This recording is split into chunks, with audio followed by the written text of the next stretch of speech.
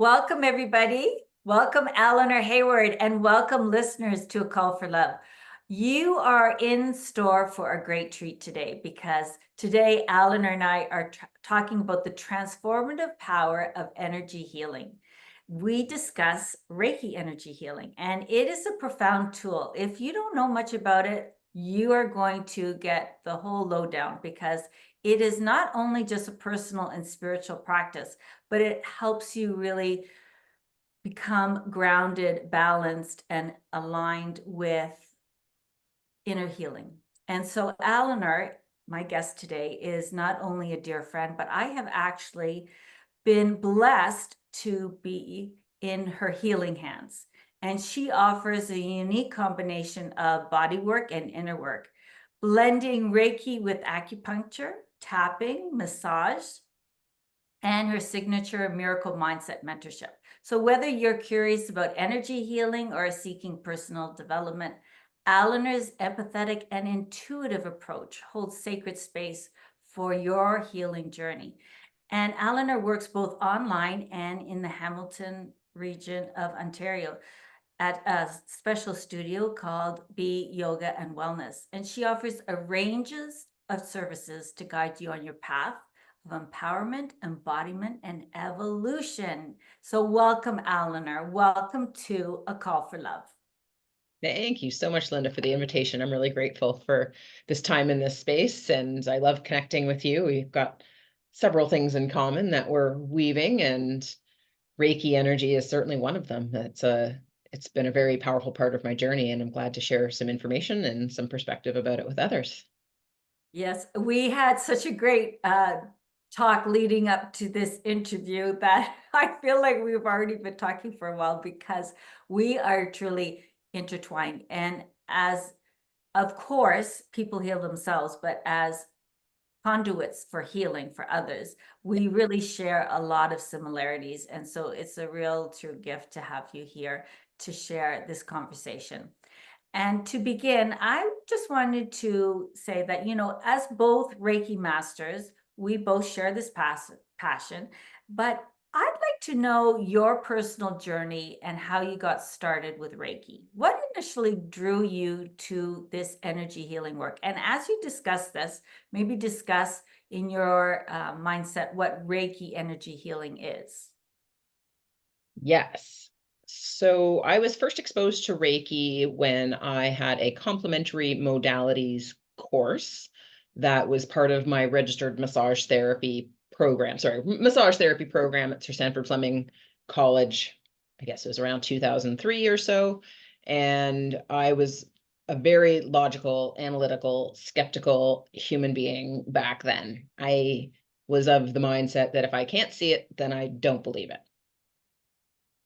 And I thought, well, but if they're teaching it to me in class, then there's got to be something to it. There was that authority. And acupuncture was another technique that they were like exposing us to. And I don't do acupuncture. I heard you say that. I do acupressure. So I work with the meridians of the body, which is the traditional Chinese medicine philosophy, in terms of releasing energy that gets stuck in the body. It's usually emotions, but it can be mindset. It can be other spiritual phenomena, as well as physical ergonomic factors.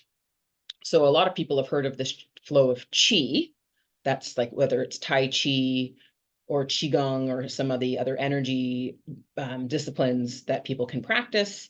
Reiki, so Reiki, so the ki is the Japanese word for the same phenomenon of the energy flow that goes through the human body. And Rei is the universal life force. So put them together, Reiki is the universal life force energy. And I thought, okay, sure, energy flow, whatever. And I went into massage therapy as a professional, and a few months into my working life, my stepmother, she says, well, I'm going to go learn Reiki level 1 with my daughter, my stepsister. And she says, would you like to come with us? And I was like, sure, let's go do it. I'm open to new things. And I was open at that time. I think I had fallen into the fantasy and the magic of Hollywood and like labyrinth was a movie that I loved as a kid, the fairies and the goblins, and that was like I was open to that energy, and but I didn't feel anything. I wasn't sensitive enough to perceive what the Reiki attunement did to me. But I did witness my stepsister had a very emotional breakdown. And I was watching this happen. I didn't understand what was happening, that her emotions were releasing from the Reiki attunement, but I was open. And it wasn't until a few months later when I was massaging another woman and she says, "Oh, you do Reiki." And I was like, "How do you know?" And she says, "Well, I've had it before. I know what it feels like." And it took her third-party validation for me to pay closer attention. And it was a major milestone on my spiritual path, to learning to believe in what I can't see and trusting the universe's lesson that when you believe it, then you will see it. So that was, and then I went through my level 2, my level 3 as a practitioner, level 3 as a master, over a period of probably 10 years. And I started teaching Reiki level 1 about 10 years ago, and I've been teaching it ever since. I still offer Reiki level 1 here at B Yoga and Wellness Studio in Burlington. The Reiki attunement, it's a ceremony with Reiki symbols and hand gestures. And again, the old skeptical me was like, what are you doing? But there is some power to that ritual. And the metaphor that makes sense to me, I wonder if this aligns with your understanding too, Linda, is that the average person has energy. And I use the metaphor of a radio, that you can tune the radio up or down, and you've got this bandwidth, this frequency that you can tune into. And I believe that everybody has the vibration of Reiki within them. So for example, if your child falls and bumps their knee and they say, "Mommy, kiss it better," that your love is an energy that goes into and can help heal other people. So love, just as an alive human being, we have this energy. But my understanding with Reiki is that this attunement, it just opens our energy field up to another range at the end So of, dials it in. We get dials it in so the that you energy. have access to more energy flowing through the universe. More of your soul is flowing through your body so that you can be more present, more grounded, more intuitive. And that it comes with practice. Because just because it's there doesn't mean you use it, right? It depends on what your intention is and how you're practicing with it. Like meditation is a basic practice to be able to tune in to your energy, which I just find fascinating. So again, I didn't feel anything with my level 1, but with time and with practice, I've become more aware of my spiritual gifts, which are empathy. I can feel other people's feelings, and I just am a naturally curious human being, and I've used Reiki to develop my spiritual gift of empathy into a clairsentience. Like I can feel other people's feelings, but I'm not a sponge anymore. Because I used to, when I was unaware, I would just take on other people's stuff. But I've learned to be curious, to tune into that energy, to access it, but not take it on. I can ground it and still maintain my higher energy field, knowing that I can't heal anybody. I think that's one of the real wisdoms of healing, is that nobody can heal anybody else. We can only hold space and share our time and our energy and our tools so that other people can learn how to heal themselves as well. Yeah, And I think absolutely. that changes the philosophy of the medical allopathic medicine model, which is the doctor tends to have all the answers and the patient knows nothing. Like that, it feels like that's the undercurrent of what our system currently is. And it's like we're looking for the quick fix. We want the medicine, we want the surgery to make us feel better, but we're not really empowered to understand our body and understanding our anatomy and our physiology and how our energy works and how we play into it with our nutrition and our movement and our sleep and all of these other factors that make us who we are, our mental health. Yeah, I do believe that, as you said before, that we all possess this energy, and really the privilege of being able to tune into it, to heal and notice what's going on within ourselves. And then once we have that, we can extend that Reiki energy healing modality, you know, through attunement, which is getting attuned to that energy to be a conduit for others. But I also always tell people, because as a Reiki master, and I do sound Reiki with my clients, that I'm just the conduit. Like, I'm not actually delivering the energy healing. It's just through the symbols. It's brought to me, through me, and then to the client, Yes. which But is you're a really vessel for the important. energy. Yeah, Yes. it's a flow. It's like a river. It flows, you know. And I always say a little intention, a prayer before, and of course, there's many skills to employ when you are offering Reiki to clients. And so you do have a Reiki share at B Yoga.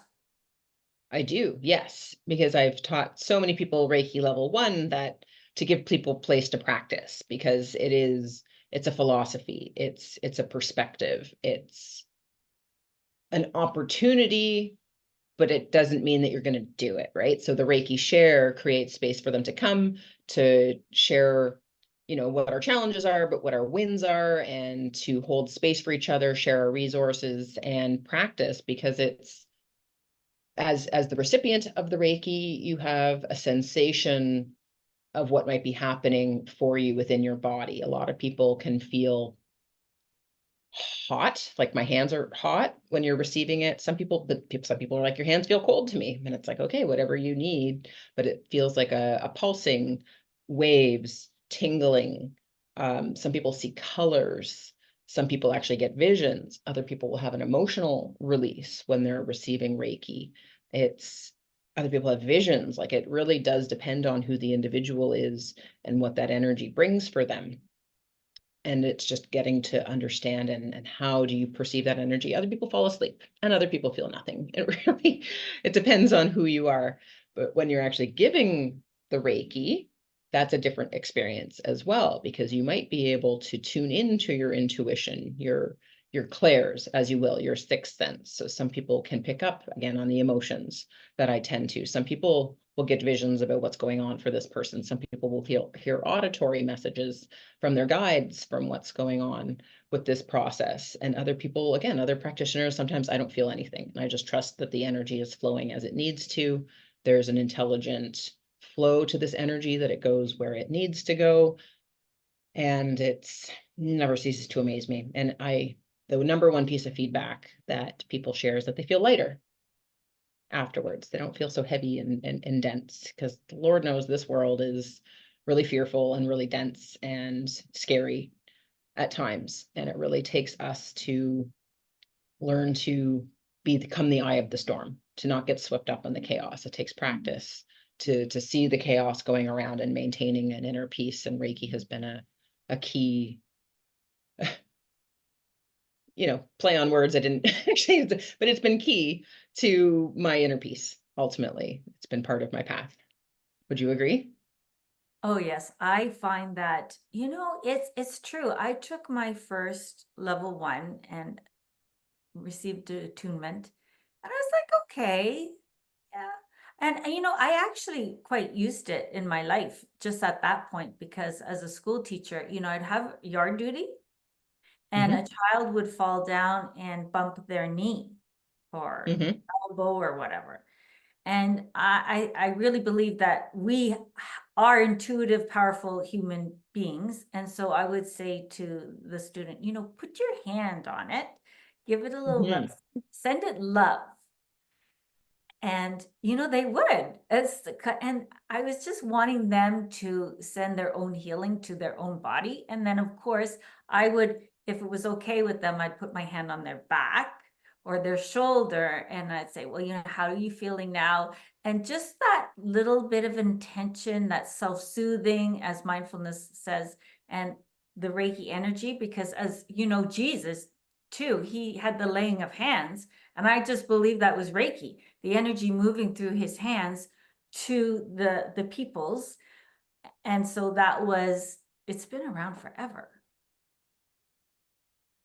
Yes, that philosophy. And I don't think that, at least in my experience, and maybe this is my mindset, but it feels like Reiki isn't the be all and end all of healing. Like I'd love to be like, put my hands on a person's broken leg and then bingo, bango, their bones are healed, right? It doesn't seem to work quite that deeply that quickly, although I have seen some profound results with people that are part of the path. Because I don't know if there's benefit to healing suddenly, because our body's trying to communicate with us too. We tend to perceive pain as bad, and yet it's your body communicating with you what is out of alignment.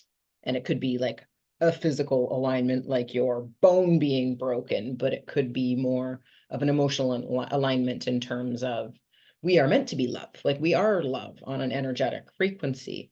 But so often, if we're stuck in fear, or we have anger, shame, grief, sadness, resentment, jealousy, all of these lower vibe emotions, that it creates a blockage in our system. So Reiki is that intention for love and gratitude and peace and joy on the higher frequencies. It's encouraging us to have greater alignment, and then we're in the flow of the universe, and then we can behave from our alignment and be more authentic to better assess what our needs are and honor them, and communicate better in community so that we can collaborate rather than tear each other down, which is so commonly what our culture teaches us. Yeah, well, what you're saying is completely, in alignment with my thought system, because, there's a time for regular intervention of medicine. If you break a bone, Yeah, you absolutely. have to go to the doctor. But I do hear what you're saying, and I agree that with Reiki energy healing is that you feel something, and that creates it's like a bubbling to the surface, and then it's our job really not to spiritually bypass it by just shoving it, pushing it away, but saying, oh, there you are. Okay, what is happening here in my emotional body, in my physical body?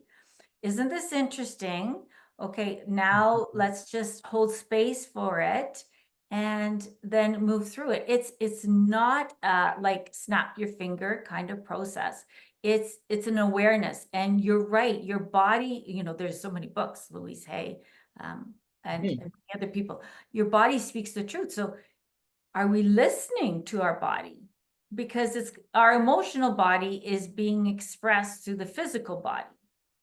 Yes. And that's why I think, and I agree, your acupressure tapping or massage it tunes into that. And it's energetic knots within our physical being that are able to release. Yes. And it's our beliefs too.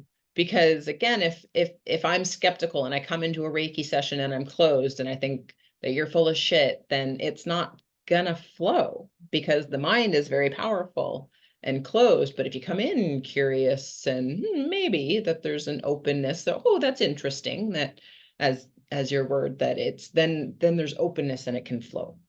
But so often we have biases, and we buy into stereotypes, and we have prejudice that we make up our mind for or against something, and it limits us. So mindset is the mind body as well. So Reiki, I remember, like, I am an air sign. My brain is like, I'm very heady. I am a recovering overthinker. And I remember going to a Reiki treatment after my first attunement, and I can't remember where it was between my second and my third, but to a woman in Georgetown. And I came out of the Reiki appointment and I was like, oh, my brain is quiet. Oh, I can think one thought at a time. I'd never experienced that peace of mind before. And I found it helped my belief in the energy with Yeah. that experience. Yeah, it's so interesting. And wasn't it Henry Ford who said, if you think you can, or if you think you can't, you're right? Absolutely. I'm not sure if that was Ford, but yes, I know I've heard the quote before, and it's true. Yeah, it's so interesting because the power of the mind, the power of the mind. And I believe that life seekers or soul seekers really gravitate to this because it's for me, I'm going to speak for myself. My real, I'm going to say goal in life is to become more aware, to become more conscious in Mhm. how I'm living so I can be better for our earth and others. And for me, Reiki is one modality. Sound healing for me is huge. And of course, movement, yoga, meditation. I mean, it's like once you dive into one modality and if you're loving it, it's a snowball. It's just like you will Yes. learn everything. Yeah. And it's a beautiful snowball. It's full of a lot of treasures. Yes. All modalities matter in we call the miracle mindset, or sorry, the miracle magnet movement that we're part with the Love Your Vibe transformation, is that we're all designed to be miracle magnets. We're all designed to have our purpose and our mission flow through us to us, that these miracles happen. I think again, back to, the religious philosophy of Jesus and the laying on of hands, that he was the original miracle magnet, right? He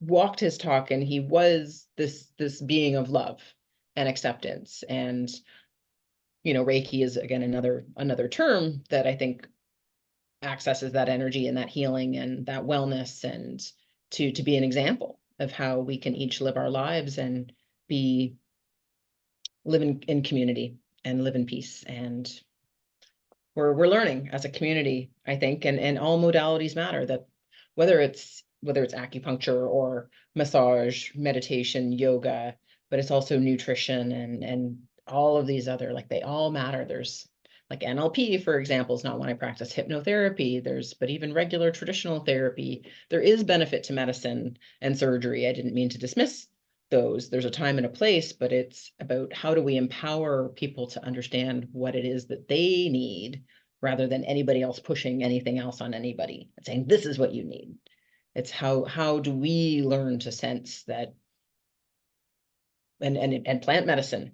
I find that very powerful as well. The power of ceremony, the power of prayer and intention, and I guess all meditation. I've heard it said that prayer is what you put out into the universe, and meditation is where you can hear what the universe says in reply. So it is that back to the radio frequency. It's like what we put out and what we get back. And our heartbeat is very powerful. We put energy out, we pull energy in, we put energy out, we pull energy in. And whether it's sound healing, right? If you see these sound waves or light waves, it is the waves of the ocean, the waves that you can see it in clouds, like, but there's always this give and this take in the universe. And I even remember being in a plane the first time and seeing rivers. Like, rivers don't go straight, rivers go in a flow as well. And that we're here to give and receive equally. And it's Reiki just really helps us tune into that nature, because we are nature, and be more present. So tell me about some of your early Reiki experience, Linda. I've, as I said, I had the first attunement and then there was a lull, there was a little bit of a space, and then I picked it up again. And I really find it's very powerful. And I do also love what you said, is that prayer, speak to the universe, however that looks for each person, is we kind of send it out there, but then we just mosey on. We just like get so busy again. And then I do believe once we ask, the universal law is they do listen and they do provide, but are we able to hear it? Can I just share a quick story? Please, yes. I love this one. So there's this person drowning, and did you know this? I think So I know this one. Yeah. this person is drowning, and the person says, I think in this context it was a he, but it doesn't matter. He says, oh, dear Lord, please save me. So a little canoe comes by, and the canoe says, come on, hop on. And he says, no, no, no, no, God's going to save me.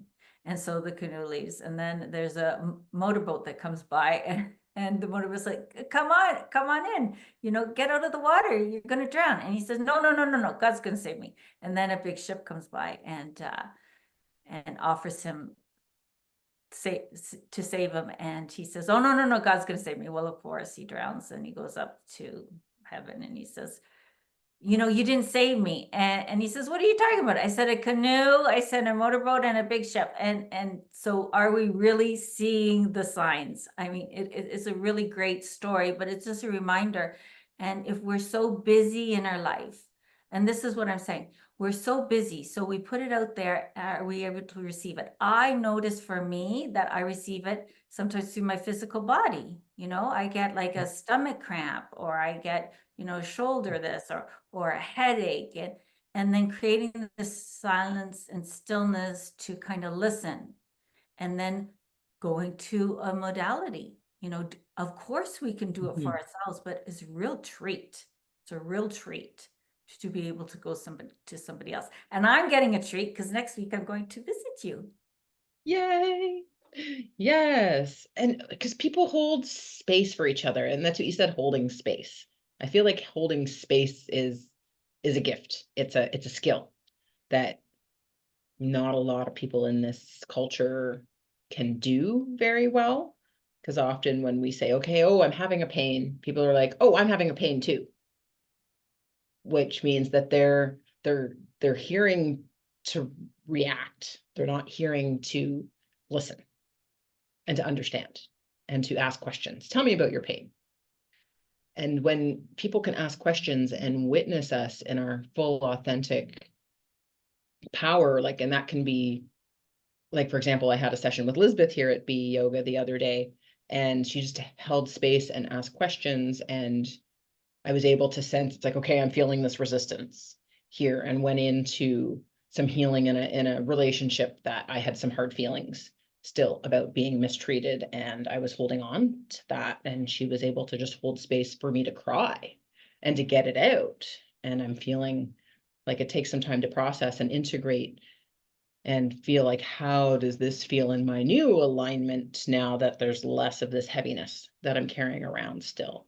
Because in my experience, that we hold a lot of heaviness and we're not even really aware of it. How aware are we of it? And so Reiki does, like I said, people feel lighter afterwards. It's like, oh, okay, some of this heaviness has dissipated. And it can, we can have these epiphanies of like, oh, this is what alignment's like. But then it's a practice. We have to keep taking steps on our healing journey. And it's these layers are just, it never ceases to amaze me. So the power of somebody else to hold space, and Elizabeth offers Reiki as well. That's part of part of her gift. And it never ceases to amaze me in terms of how do we tune into ourselves and feel what it is that we're holding on to, because so often we're not even aware. Like it's there in the unconscious levels, like when we've been mistreated and there's been trauma. And again, that heaviness is like it feels normal until we start to learn to feel lighter. Then we're like, oh, I can feel lighter as a norm. And it can sometimes feel really even uncomfortable when, seeing the news and seeing social media and knowing a lot of people are struggling, and, war in the world, hunger, even in our own neighborhoods, and people not having the resources that they need in terms of water and food, and coming back to nature, and even climate change. Like, it's all connected. We're all contributing. We're all putting energy out into the world, whether we're aware of it or not. And what are we taking in? And it's just this fabulous adventure of discovery that Reiki It's has really been life-seeking. helpful. It's really life-seeking. Yes. I held a retreat just recently, and I led a breathwork experience. And there were several women, well, there was a lot of emotional release, but two Yes. of the women, what came out, they didn't really want to hold space for acknowledge. And they said, I put that away a lot of years ago. I Mhm. really don't want to unpack this now. And I said, that's choice. And Yes. everyone has the choice. If Yes. you, and you might not go down that road. You might not open that box again, done it, I've dealt with it, and that's fine. But at least it's a conscious decision to say, there's still unresolved stuff here, Mhm. but it's a little too much. I'm not really interested in it, and I'm doing other things. And I would say that's perfectly fine because you are the instrument of your life.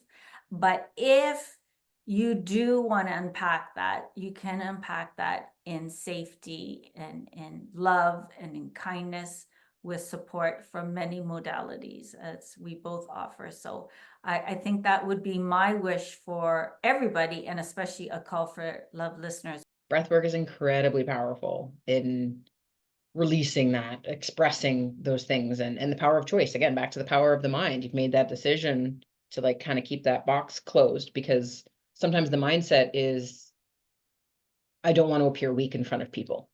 And Yes. that's how we perceive tears too often. I feel like that's a patriarchal influence, that feelings are weakness. And we have to undo that. It's like, no, human feelings are human. And but ultimately the truth is the body keeps the score. What is that? Bessel van der Kolk Yes. and Gabor Mate are two very Oh, influential yeah. doctors that are expressing like how this trauma affects us. And if we don't process it and integrate it, it's going to manifest in other ways. It's going to manifest as your reactions to other people. It's going to manifest as illness. And I find even it can even be injury, because if people were, say, really impatient with you, like that's the pattern, that we feel like time is money in this culture. And if we're feeling this scarcity, there's not anxiety, I don't have enough time, there's not enough, that I'm going to be rushing. And then guess what happens when you rush? You misstep, you misperceive, and you're going to get in an accident. And there's going to be some sort of an injury that can occur. So it's like slow over time with an illness, but it can be very quick, like an injury. And we need to learn to come into. So once we cry, there's this sense of, I mean, it can be really heavy for a time while we integrate, but ultimately there's more space. There's space for energy to flow and open up, and space for our energy, but also our blood and our lymph. It creates movement, and that's why Reiki, or why yoga is so powerful too. It physically makes space. Massage physically makes space in the tissues. So there's room for all of these modalities, and I'm so glad you practice breath work with these ladies at your retreat. And it is, but that's the power of choice. Like nobody can, there's that old saying, you can lead a horse to water, but you can't make it drink, even if it's thirsty. You can't. You can, and that's respecting other people's choice, because I can't judge what's going to be No. helpful for them necessarily. Yeah, it's not fair. And I do believe the people I know are trying to do the best they can. And, I just have to acknowledge and hold people for who they are with loving kindness. That's kind of my mission. But so, Eleanor, thank you for sharing all these words of insight and wisdom, because this is a powerful topic, energy healing and empowering ourselves to be healers and know where to go. Now, where would they go if they want to? I will include all the links, but you are at B Yoga and Wellness. Be yoga and wellness primarily, and working with Elvira Hopper, the Love Your Vibe Transformation. They can find us on social media, and they can reach out to me by email, phone number. I'm here to connect and have a complimentary clarity call with people if they're interested. Thank you, Okay. Linda. Yeah, and I can't wait to see you next week for my treatment. Yay! Yes, it's gonna be juicy. Thank you. Okay, thank you everybody for tuning in to A Call for Love, and really wishing you the self-empowerment to do what you need to feel better in your mind, body, and spirit. So from my heart to yours, namaste. Namaste. Blessed be.